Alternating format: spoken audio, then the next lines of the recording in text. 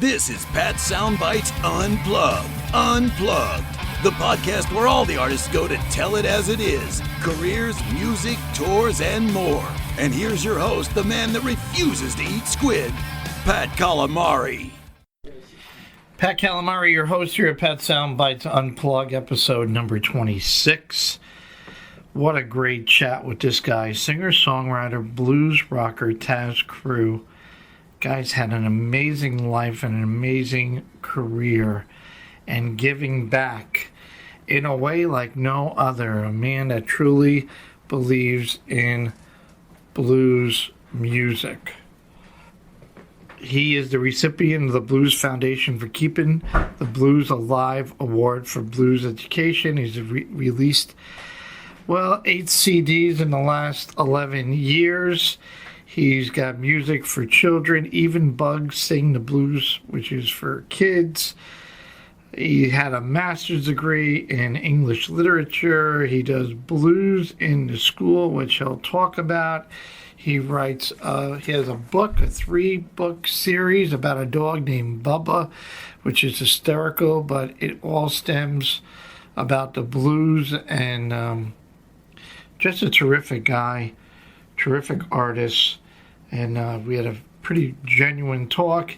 He's playing here locally tomorrow night at Elsie's in Wallkill, and on Sundays in Lucy's Lounge in Pleasantville.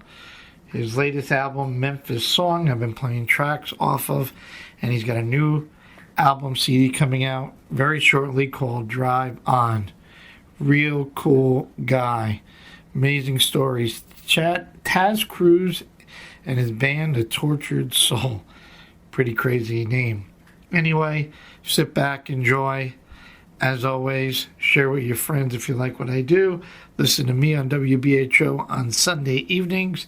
Certainly we'll be playing another track off of Taz's album and CD, Memphis Soul.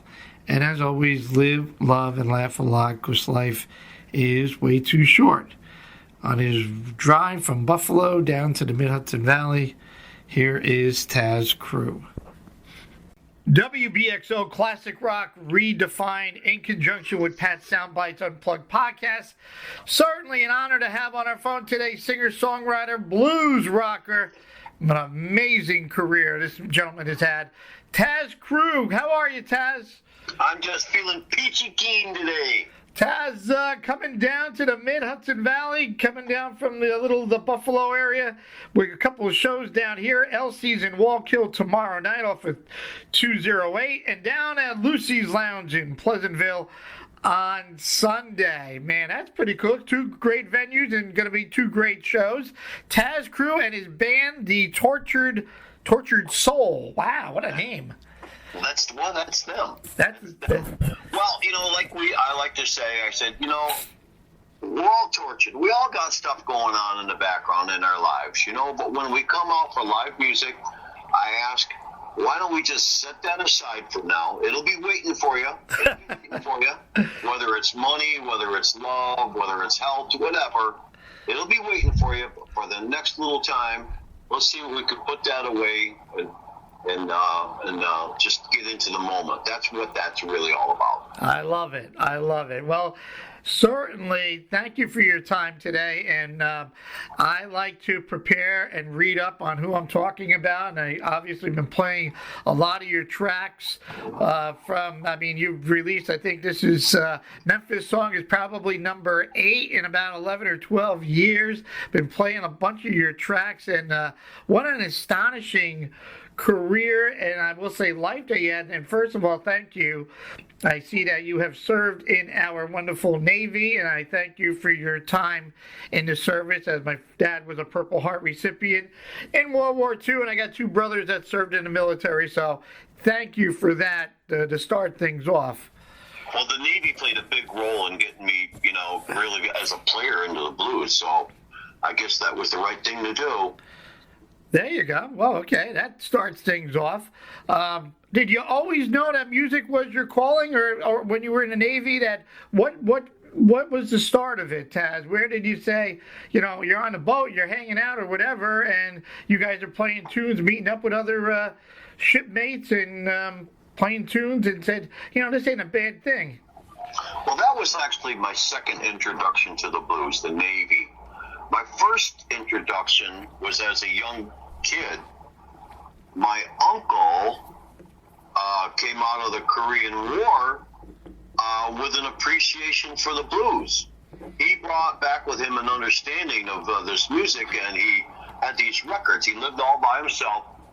He was kind of a crazy character, like PTSD, but we didn't call it that then. We didn't really know. But he didn't work or anything. He was just, whatever. And but he lived next door in an apartment in a house that my dad owned. And I used to sneak over there and hang out with him, and he'd play these crazy records, and I didn't know what it was. I was only, 9, 10 years old, but I just loved hanging out with him and having a good time. But I remember the records.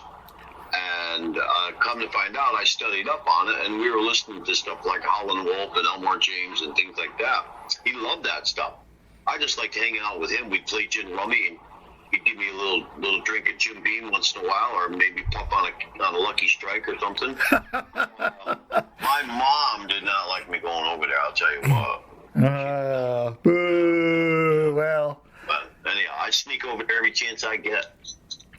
And you had an amazing education, PhD in education. I mean, reading some of the articles and some of the background, I mean, you live by the motto of hard work certainly pays, and you worked your way up all the way to the doctorate degree, and you continue with this education, which is I can't thank you enough to see what you do with this whole blues in the school.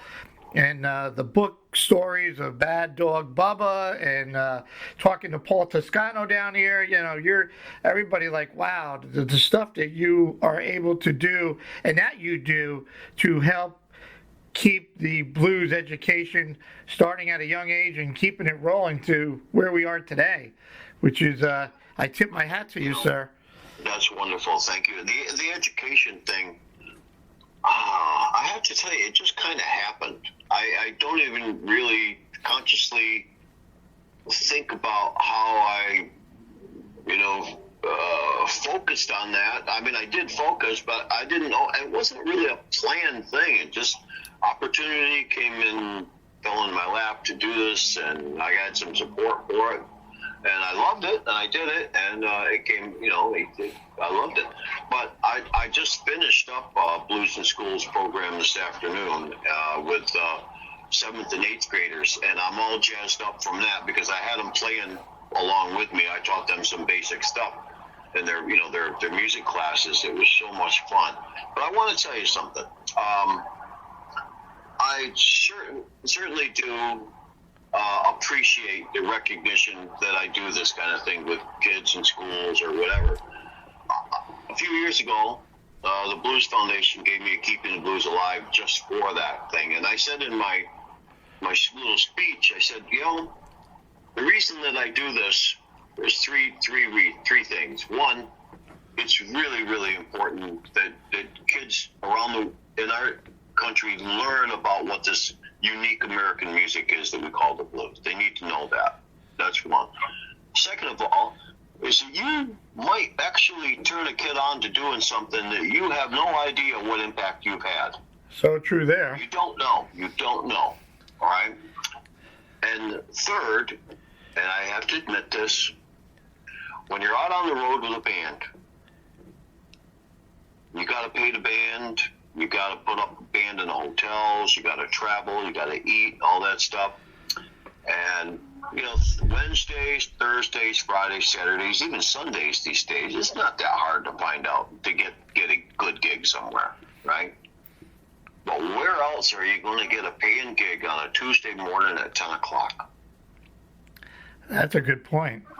And, a lot of schools have PTA things. I don't usually get much. Sometimes I try to do a trade-off. I'll do a school program for a blues society and a performance that night, and they'll maybe pick up an extra hotel room for me or something like that. So, the phrase is overused, but it's true. Win-win.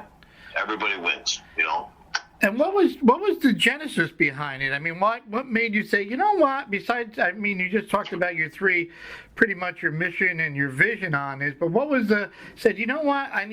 Somebody needs to step up to the arena and do this. And then boom, it's taken off like wildfire, and it's a great thing. You're talking about the book? But I'm talking about the actual school, the Blues in the School. Well, it's different everywhere you go. Some blues societies are very, very organized with it. Others, it's hit or miss. Sometimes there is no support there. The blues, maybe it just be a blues fan in a community that wants to set something up. But it's, you do it enough and you do it enough successfully, they keep asking you to keep come and do it more. So that's pretty much it. That's pretty cool. Now we can segue into the book, Bad Dog Bubba. What? That's pretty cool. And all the characters of the different dogs that you cover. It's a three. Yeah. If I understand, it's a 3-book series. Tell me a little bit more about that. Well, the first one is out now. The second one is almost written, and the third one is at least conceptually there. It's a 3-book series based around a main character by the name of Bubba. Bubba is a bloodhound, but he loves the blues so much he calls himself a blue hound. I'm a bloodhound, and he lives with a real blues player. That's his owner, right? So he just lives the blues and loves the blues. He really digs it, and he's known for that from around town. He lives down in Louisiana, and he's known for that around town by the other dogs. They don't really quite understand it at all, but they know that he writes songs and he's into this kind of thing. So he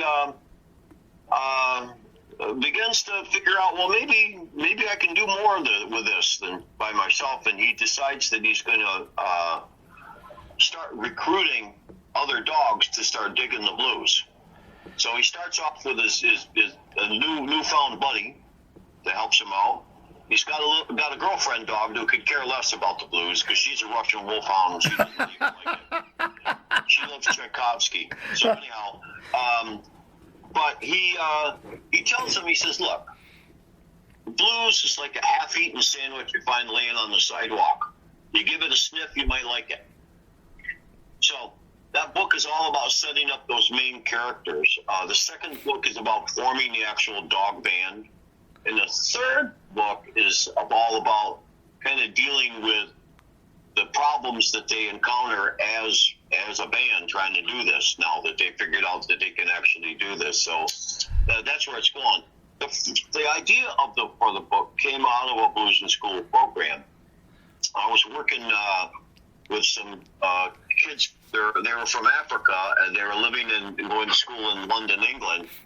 And their English was, not where it needed to be, and especially for schooled English.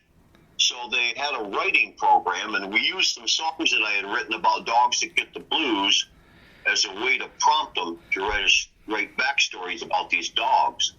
And I had to model how to do that for them a little bit. So I chose one of the songs myself and started creating this model, and I just had so much darn fun with it, I couldn't stop. That is so cool. That is awesome. Yeah. Good for you. You mentioned the English language, and I see you got a master's degree in English literature. How helpful, had to be extremely helpful in your songwriting process for lyrics and stuff like that? Well, yes, indirectly. Something I've learned a long time ago, if you want to be a good writer, you need to read a lot. If you want to be a good reader, you need to write a lot. So indirectly, I'm pretty sure I'm not going to quote and use any language from like a Jane Austen novel in my lyrics, or quote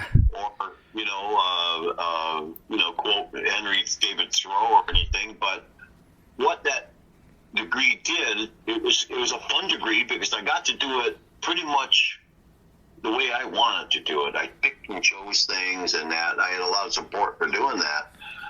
but I learned really just an appreciation and a value for language. I've always enjoyed that. So probably more than anything, the influence in that has helped me to try to come up with descriptive language in lyrics, not just, the same old woke up this morning kind of thing. Gotcha. You woke up this morning, well, that's good. Why the hell were you worried that you were going to wake up? Why not tell that story? So it really does help. So, my songs aren't always about something that's happened in my life. Sometimes there's something that I've observed or something that I've imagined or some kind of combination of that. And I think having that degree of that experience with doing wide reading has really, helped me to be open to those kinds of things. Does the lyric come first, Taz, or does your guitar riff, or you write down, you hear something, you write it down, you keep a notebook, and then try to put it all together and make it into somewhat of a story? I get asked that question probably more than any other question, other than what the hell does Tas Cru mean? But the answer to that is yes. What I mean by that, not to be glib, is that it happens all kinds of ways. Sometimes it's a guitar riff, sometimes it's a lyric, sometimes it's an idea about something. It's hard to say. I am always on the lookout, though, not consciously, for just little turns of phrase. I'll give you an example. Someone said to me one time about they hadn't eaten some kind of dish in a long time, and they said, I haven't eaten that in so long, it's been more than a month of Sundays. It's been a whole month of Sundays. And I said, a month of Sundays? Holy, I love that. And I wrote a song called A Month of Sundays. That is cool. And, so you hear that stuff, and you know. It catches your attention, and it sparks something, and go, nobody ever talks like that. I got to write that one down. Yeah. But sometimes it's a guitar riff. Sometimes it's a feeling. It's a concept. Memphis Song, for example, is a guitar riff song.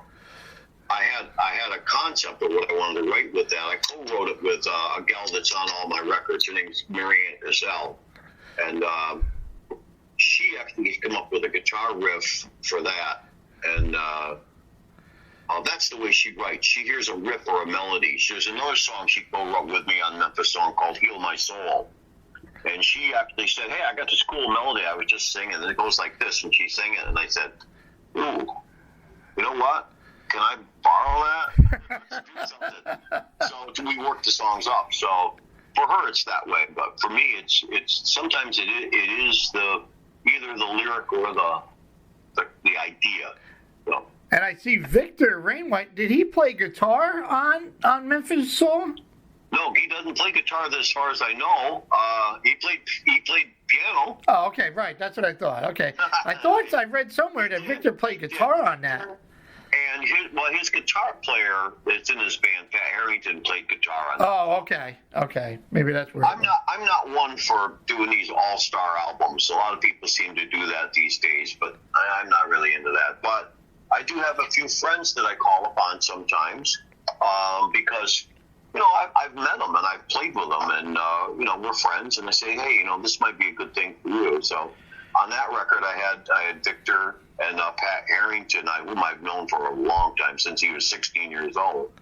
Great slide player. On this new album, Drive On in particular, I've got a couple of new friends on that. Some of them you may have heard. There's a keyboardist on the record that plays all the keyboards, actually. His name's Anthony Gerasi. I don't know. I was just with Anthony. Anthony was just up our way, about 2 weeks ago with Mike Zito. Got to hang out with Anthony. Yeah. Anthony's on it, and then there's a sax player out of Houston that his main band is he plays with the Anika Chambers band. Okay. His name's Anthony Terry. He plays on it. And then I also have another guy who actually goes out on tour with me, not all the time, but a lot. Matter of fact, this tour coming up, he's on that tour with me. He's a young guy. I've known him ever since he's 14. He's 25, 26 now. But anyhow, he is the 2019 International Blues Challenge Albert King Best Guitarist Award winner. Wow. Gabe Stillman is his name. Wow, I got to write that down. Yeah, you need to check him out. Yeah, he's a serious player. Really good. Having a great chat with on my record. having a great chat with Tas Cru. Taz and his band coming down at LC's tomorrow in Wallkill and at Lucy's Lounge in Pleasantville. Taz, you cover a lot of covers here and there, and I gotta say, one that really caught my attention, you did an amazing cover of Jackie Wilson's Higher and Higher. Thank you. I was like, wow. And I like the fact that, maybe it's just me, but people go, well, they did a cover. It didn't. I said, it's not supposed to sound like the original. It's their style. It's their take of the song. And I like it when somebody puts their own heart and soul into it. And Jackie Wilson's Higher and Higher, boy, you knocked it out of the park. Well, first of all, I could never do it like Jackie Wilson because I'm not Jackie Wilson. He's amazing. Absolutely, he's amazing. That's the only cover song that I've ever recorded and put on a record. Everything else has been original. And I just revere that song. And it's a song that's dear to me for many reasons. But I came up with that more of a kind of a gospel version of that with a slide guitar and stuff on it. I play it live whenever I have the right personnel with me to pull it off. It requires I got to have my gal singing with me. God, I can't. She had so much to that. So it depends upon what configuration I have. I'm sure if you had like a choir, that would be amazing. Goosebumps.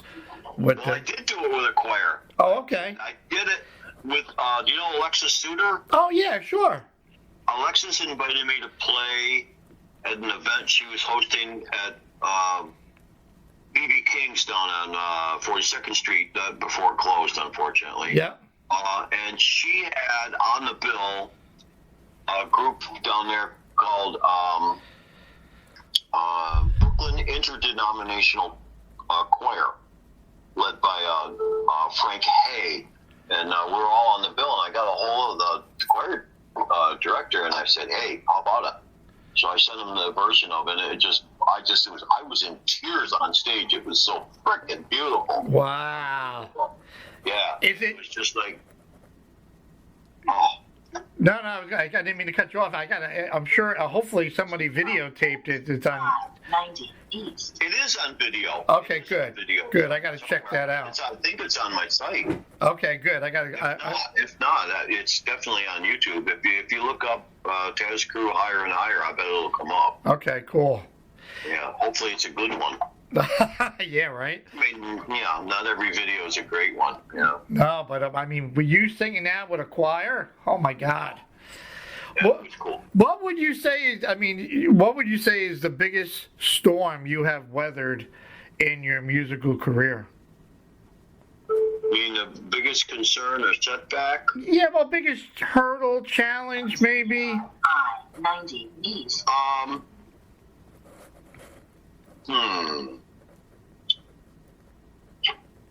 Career-wise.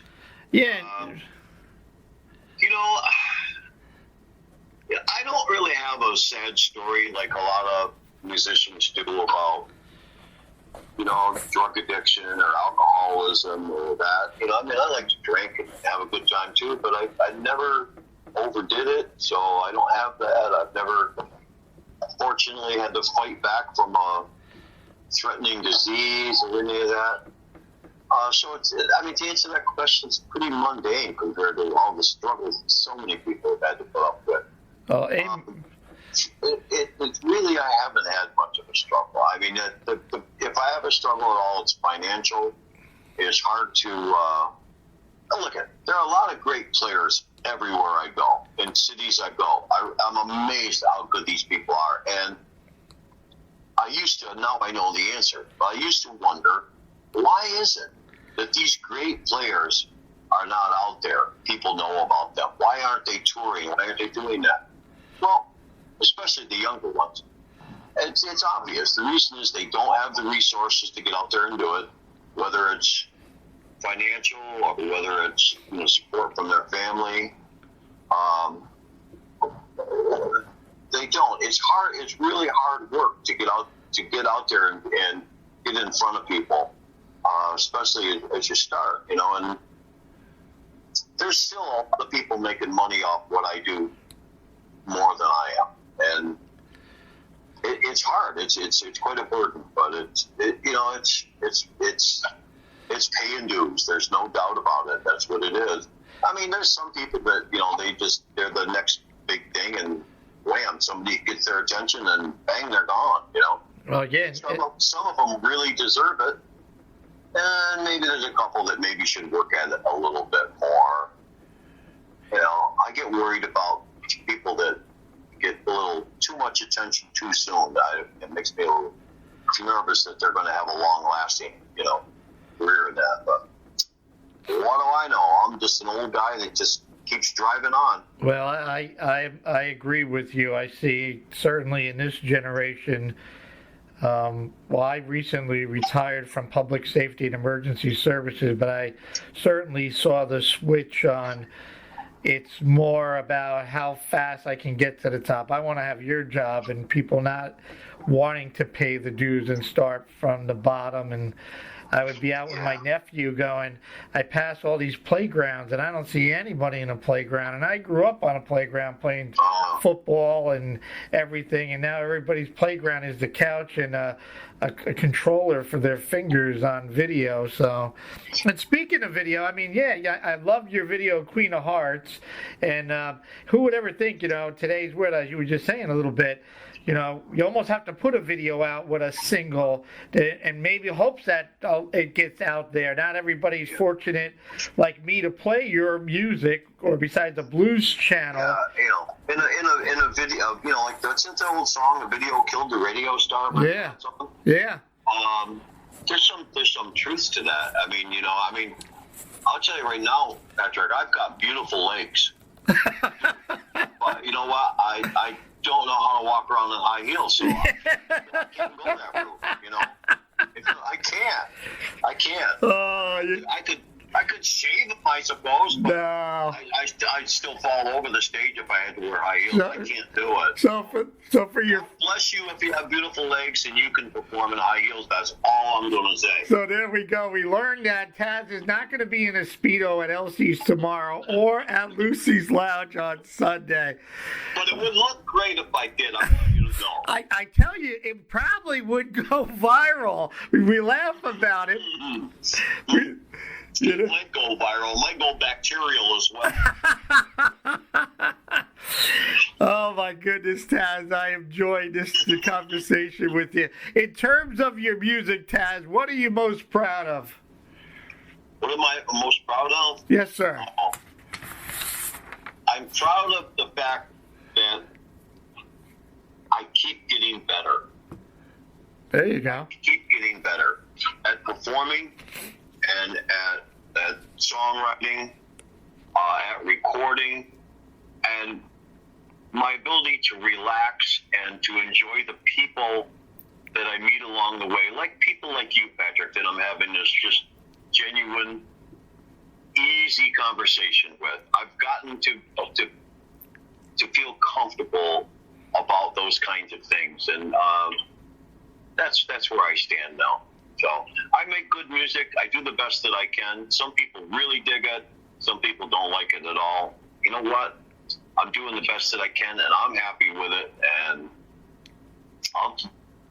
that's good for me. Amen to that, and I appreciate that. And I'm not a fan of using the word interview. I want to have a conversation and a chat like we're having a beer or a cup of coffee. And I dig your music, and I appreciate your time today. And I'm looking forward to your new album, which should be out next month, I believe you said. Drive On comes out in February. Well, it officially releases February, but you know what? I got them now, and I'll have them at shows. Okay, cool.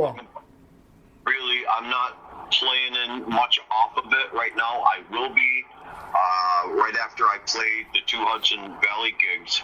I'm off for rehearsals with my other tour band, and we're going to be bringing a lot of that stuff out then. But people can actually get the CD now, at my show. Okay. But it's not available for sale yet, and you're getting one, I know, because I saw you on my radio promoters list. So excellent. If you come by this weekend one of these times, I'll make sure you get one. How's that? Well, I got my fingers crossed to try to come out to Elsie's. Obviously, I have my radio show on Sundays, and the promoter reached out to me and invited me to come down as his guest at Lucy's Lounge, but it coincides with my radio show that doesn't get done till 8 o'clock. So, yeah. But if anything, I'm going to try to come over to Elsie's tomorrow. For the books about Bubba, you can go on your website, Taz, for folks that want to engage and purchase the book series. They can learn about it. It's for sale at my shows, and it's for sale on all of the usual internet outlets. It's Amazon, yep, Barnes and Noble, that kind of thing. That's probably the easiest way to do it. So yeah, they can get it there too. But I have it at the shows as well. Great. And for folks that are interested in the blues in school, do we encourage them to go to their Hudson Valley, like Blues Society, like what we have down here with Paul, or should they contact you? Do you have to go through a society? How does that all work? It doesn't have to go through a society. They can contact me directly, or they can, if they have a relationship with a school, that you can talk to someone and get someone interested in there. I think it's best to go through the Blues Society, because the Blues Society has someone in place that's going to make sure that the communication between the artist and the schools is working out really, really well.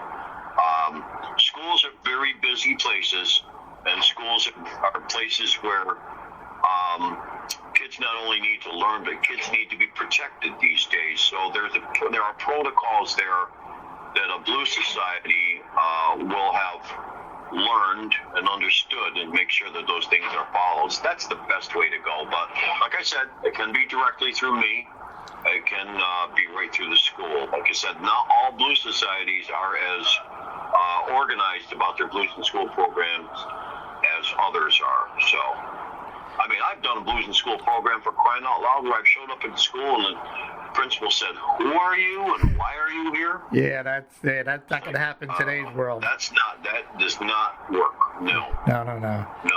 But that was long ago, and that's I ensure that doesn't happen at all now. So, anyhow. Well, I know Paul's looking forward to sitting down with you and seeing what we can do to have you work and hit a couple of schools down here in the Hudson Valley. I'm so excited about that new Blues Society down there, and they really look like they're mean business. So, yeah, that's cool. Yeah, well, Taz, I appreciate your time today. I hope you enjoyed the chat as much as I have. I look forward to trying to make a couple of schedule changes and come over to Elsie's to say hello and support and meet you as best as I can. And certainly I will continue to support and play your music. I'm living a life of, I got the best of both worlds. I can play your music, and I got my podcast to share with everybody throughout the world to hear what's going on in your world today. So all is well. Thank you, Patrick. It's been an absolute pleasure chatting with you. All right, my man. Thank you, Taz. Safe travels and continued much success for 2020, and look forward to the shows down here again at LC's in Wallkill. You can call 845-895-8975. And then on Sundays at Lucy's Lounge down in Pleasantville, you can give a call down there at 914-747-4740. Tas Cru on WBXO, where classic rock, we're redefined, and Pat Soundbites Unplugged. All the best, Taz. Thank you.